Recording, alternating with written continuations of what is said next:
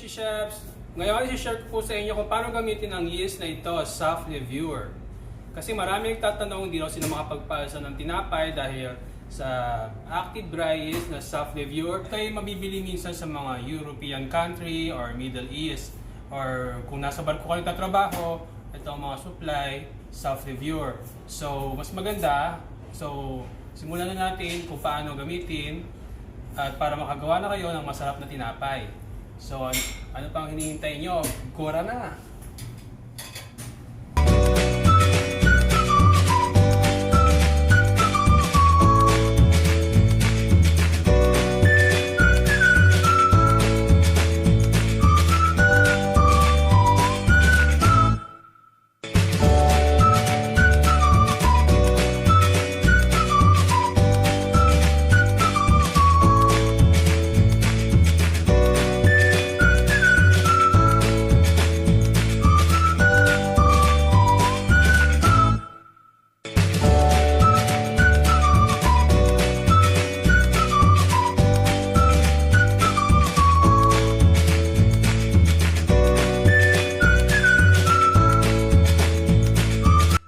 So after 15 minutes or 20 minutes, pwede na siyang gamitin.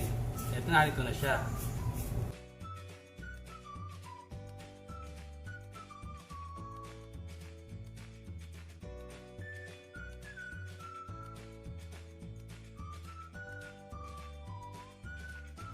So kung gusto niyo matuto ng paggawa ng tinapay, panoorin na aking previous video na basic bread making. Mga ka-sexy chef, that's all for today.